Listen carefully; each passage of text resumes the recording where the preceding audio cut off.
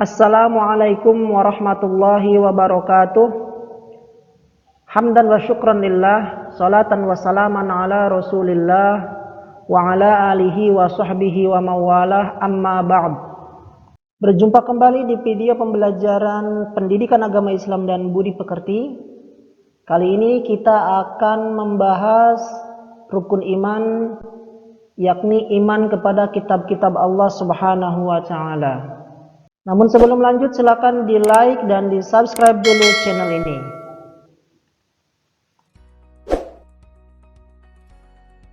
Materi beriman kepada kitab-kitab Allah yang akan kita pelajari meliputi yang pertama pengertian iman kepada kitab-kitab Allah, yang kedua dalil beriman kepada kitab Allah, yang ketiga kitab-kitab dan rasul yang menerimanya, yang keempat kitab suci agama Islam, yang kelima, keutamaan kitab suci Al-Quran. Yang keenam, menjadikan Al-Quran sebagai sumber hukum dan pedoman dalam kehidupan sehari-hari. Yang ketujuh, fungsi beriman kepada kitab Allah. Dan yang terakhir, hikmah beriman kepada kitab-kitab Allah. 1. Pengertian iman kepada kitab-kitab Allah. Iman kepada kitab Allah merupakan salah satu bagian daripada rukun iman yang wajib kita imani akan keberadaannya. Iman secara bahasa artinya percaya atau yakin atau membenarkan.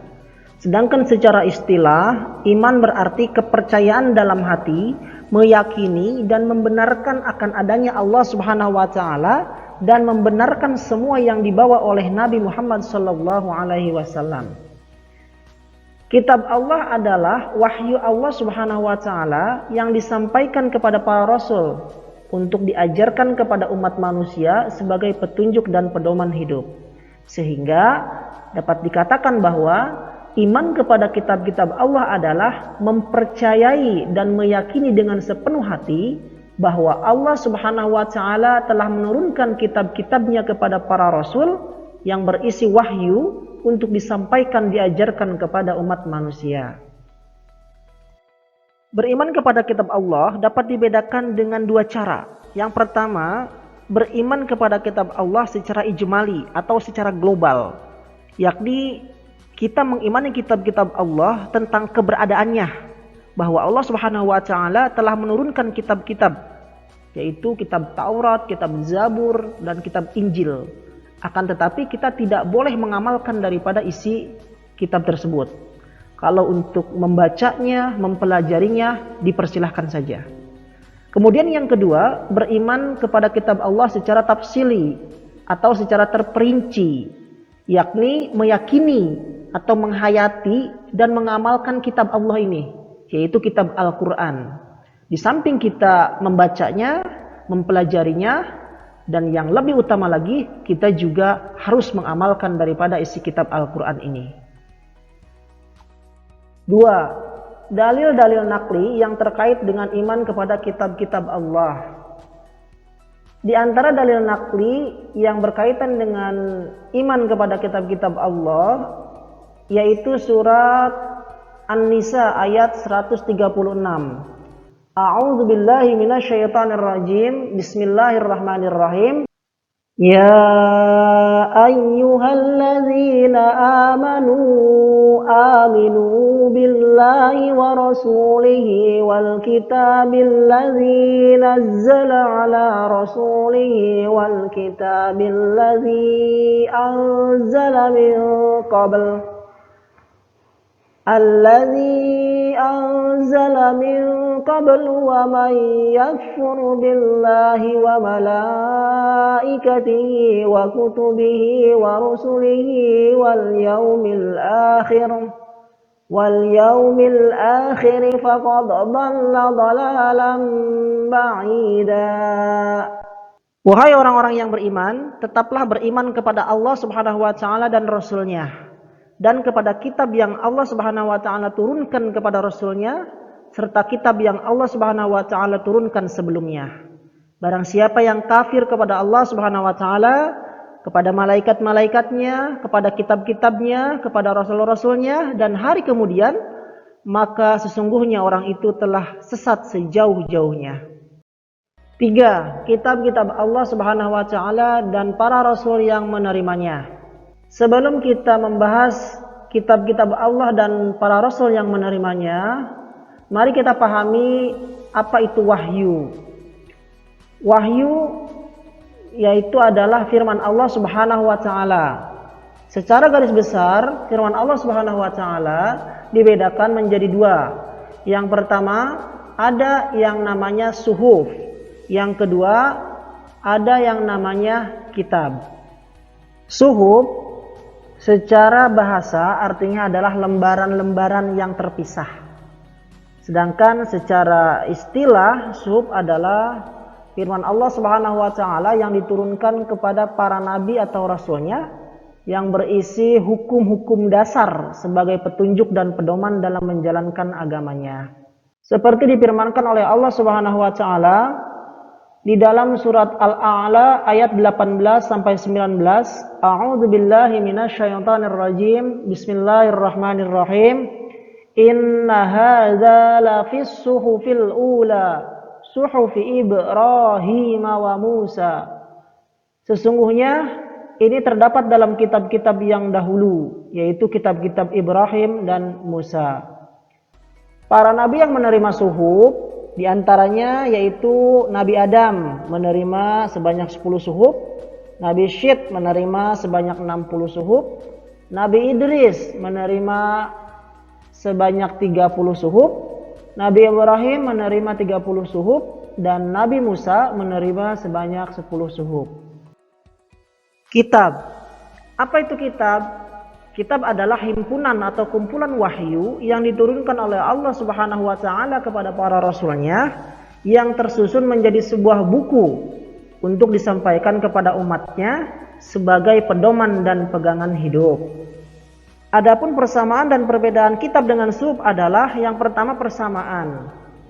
Keduanya ini sama-sama firman Allah Subhanahu wa taala yang diturunkan kepada para rasulnya. Kemudian yang kedua, perbedaannya adalah yang pertama, isi kitab lebih lengkap daripada isi suhuf. Kemudian yang kedua, bentuk dari kitab sudah dibukukan. Sedangkan suhuf masih berbentuk lembaran-lembaran yang terpisah. Tentu saja lembaran-lembarannya bukan di kertas, tapi di daun, di kulit kayu, dan di kulit binatang, dan lain sebagainya. Kemudian yang ketiga perbedaannya adalah kitab biasanya lebih berlaku lama daripada suhuf. Kitab Allah Subhanahu wa taala dan Rasul yang menerimanya. Yang pertama adalah kitab Taurat. Kitab Taurat ini diwahyukan Allah Subhanahu wa taala kepada Nabi Musa alaihi salam sebagai pedoman hidup bagi kaum Bani Israel sekitar abad ke-12 sebelum Masehi. Kitab ini berbahasa Ibrani.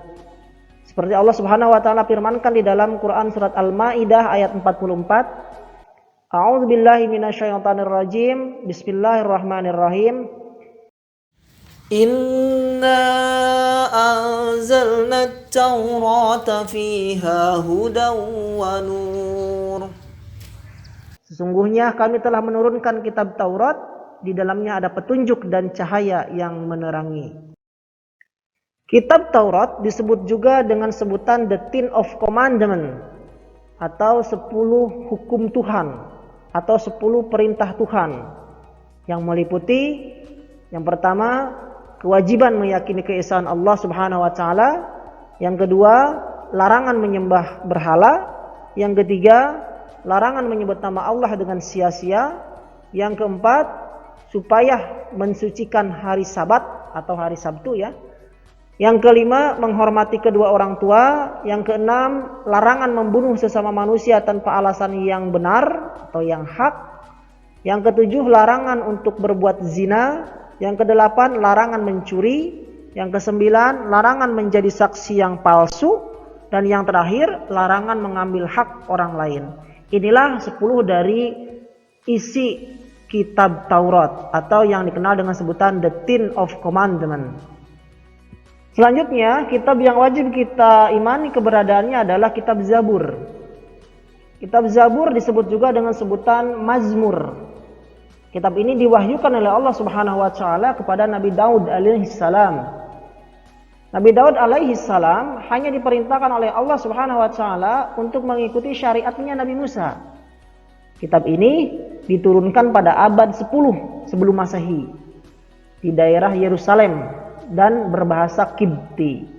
Seperti difirmankan oleh Allah Subhanahu wa taala di dalam Al-Qur'an surat Al-Isra ayat 55, A'udzu billahi minasyaitonir rajim. Bismillahirrahmanirrahim. Wa ataina Dawuda zabura, dan kami berikan Zabur kepada Daud. Adapun isi atau kandungan kitab Zabur adalah kumpulan nyanyian dan puji-pujian kepada Allah Subhanahu wa taala atas nikmat yang telah dikaruniakan oleh Allah Subhanahu wa taala. Kemudian yang ketiga, kitab Allah yang wajib kita imani keberadaannya adalah kitab Injil. Kitab Injil diturunkan kepada Nabi Isa alaihi salam pada permulaan abad 1 Masehi. Kitab ini diwahyukan di daerah Yerusalem, ditulis dengan menggunakan bahasa Suryani. Firman Allah Subhanahu wa taala yang berkaitan dengan kitab Injil ini diantaranya adalah Quran surat Al-Imran ayat 3. A'udzu billahi minasyaitonir rajim. Bismillahirrahmanirrahim. Nazzala 'alaikal kitaba bil haqqi musaddiqan lima baina yadayhi wa anzalat taurata wal injil.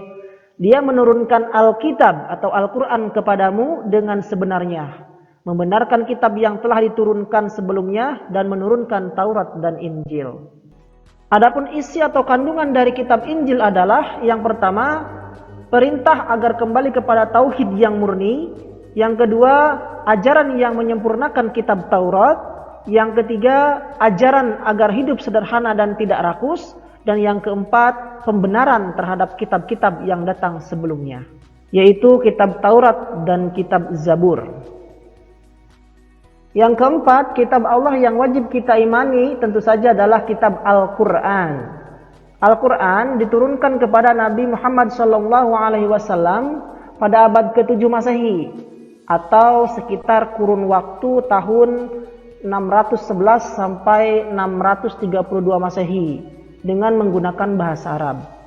Kitab Al-Quran diturunkan oleh Allah Subhanahu wa taala sebagai penyempurna dan membenarkan kitab-kitab sebelumnya, yakni kitab Taurat, kitab Zabur dan kitab Injil. Seperti difirmankan oleh Allah Subhanahu wa taala di dalam Quran surat Al-Imran ayat 3. A'udzu billahi minasyaitonir rajim. Bismillahirrahmanirrahim.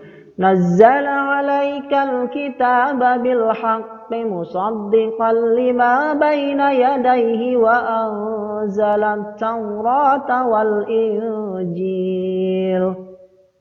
Artinya, dia menurunkan kitab Al-Quran kepadamu, wahai Muhammad, yang mengandung kebenaran, membenarkan kitab-kitab sebelumnya, dan menurunkan Taurat dan Injil.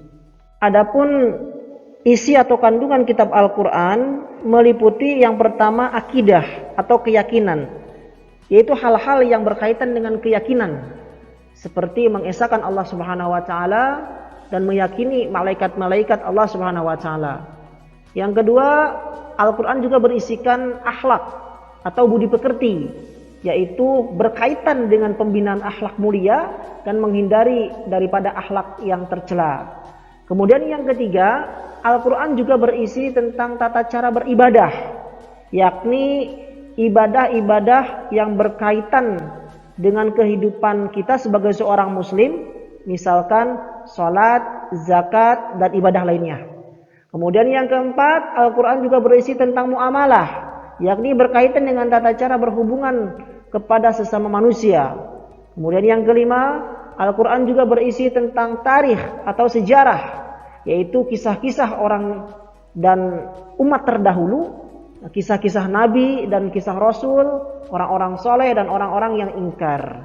Kemudian yang keenam, Al-Quran juga berisi wa'ad dan wa'id, yaitu janji Allah dan ancaman Allah. Kemudian yang ketujuh, Al-Quran juga berisi ilmu pengetahuan. Materi yang keempat, Al-Quran kitab suci agama Islam.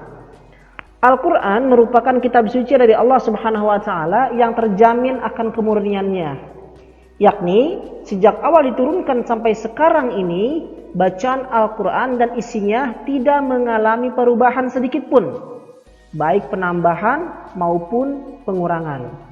Seperti difirmankan oleh Allah Subhanahu wa taala di dalam Quran surat Al-Hijr ayat 9, A'udzubillahi minasyaitonir rajim. Bismillahirrahmanirrahim. Inna nahnu nazzalna dzikra wa inna lahu lahafizun. Artinya, sesungguhnya kamilah yang menurunkan Al-Quran dan pasti kami pula yang memeliharanya. Kitab Al-Quran tidak diturunkan langsung sekaligus dalam bentuk sebuah buku, tetapi Al-Quran ini diturunkan secara berangsur-angsur selama 22 tahun, 2 bulan, 22 hari yang terdiri dari 114 surat. Adapun jenis surat di dalam Al-Quran secara keseluruhan dapat digolongkan kepada 2 golongan. Yang pertama, surat Makkiyah. Itu adalah surat yang diturunkan sebelum Rasulullah SAW hijrah ke Madinah. Yang kedua, surah Madaniyah, yaitu surat yang diturunkan setelah Rasulullah SAW hijrah ke Madinah. Keistimewaan kitab suci Al-Quran dibanding dengan kitab-kitab yang diturunkan sebelumnya. Kitab Al-Quran mempunyai keistimewaan dibandingkan dengan kitab-kitab yang Allah turunkan sebelumnya. Yang pertama, Al-Quran ini sebagai kitab suci yang terakhir dan terjamin keasliannya. Al-Quran sebagai kitab suci yang terakhir selalu dijaga kemurnian dan keasliannya oleh Allah Subhanahu wa taala sampai akhir zaman. Kemudian yang kedua adalah Al-Quran memiliki isi kandungan yang paling lengkap dan sempurna. Isi Al-Quran ini mencakup segala daripada aspek kehidupan manusia.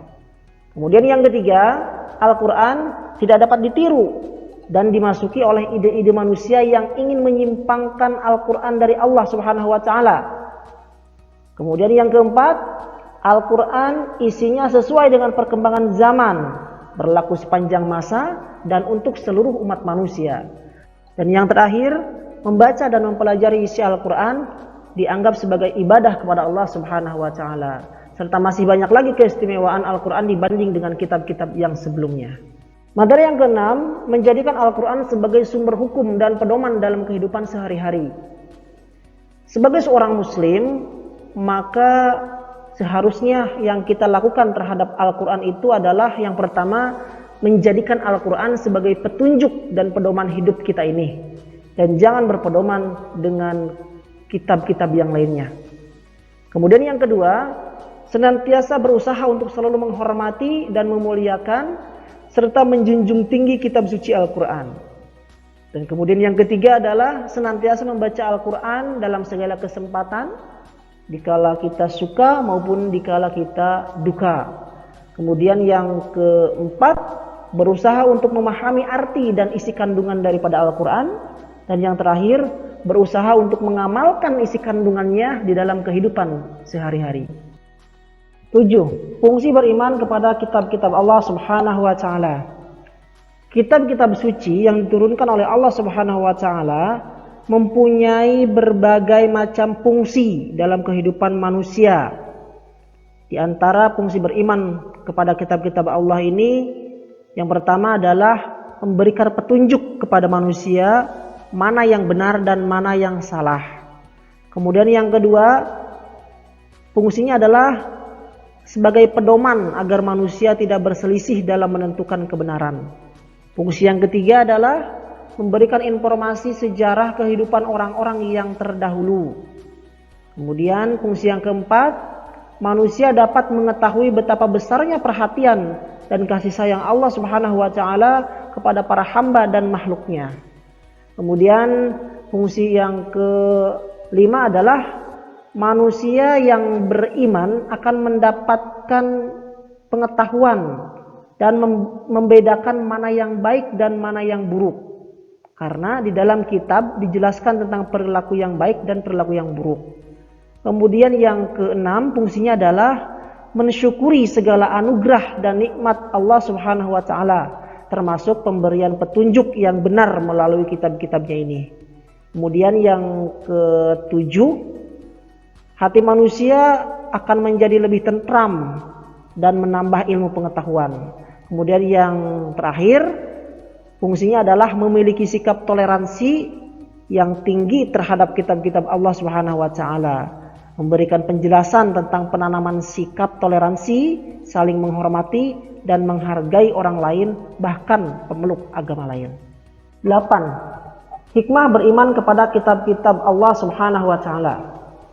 Baik, setelah kita mempelajari apa itu pengertian beriman kepada kitab-kitab Allah, dan juga kita sudah mempelajari kitab apa saja yang wajib kita imani, maka pasti ada hikmah yang harus kita ketahui daripada mempelajari beriman kepada kitab-kitab Allah ini. Hikmah yang pertama yaitu melalui kitab-kitab yang diturunkan Allah Subhanahu wa taala ini, kita bisa percaya bahwa Allah Subhanahu wa taala itu ada atau wujud. Kemudian hikmah yang kedua adalah kita tahu dalam melaksanakan apa saja perbuatan-perbuatan yang baik dan benar, dan menjauhi perbuatan-perbuatan yang tidak terpuji atau perbuatan yang tercela. Kemudian hikmah yang ketiga adalah kita tahu akan kabar atau berita-berita yang gaib, baik yang bisa dicerna oleh akal maupun yang tidak dicerna oleh akal. Kemudian hikmah yang terakhir adalah dengan iman ini sendiri, seseorang minimal sudah bisa bersyukur atas segala apa yang diberikan oleh Allah Subhanahu wa taala, juga senantiasa belajar dan menghayati apa yang ada dalam kitab suci tersebut atau ayat-ayat qauliyah. Demikian video pembelajaran kita kali ini. Semoga video ini bermanfaat. Jangan lupa like, share, dan subscribe. Assalamualaikum warahmatullahi wabarakatuh.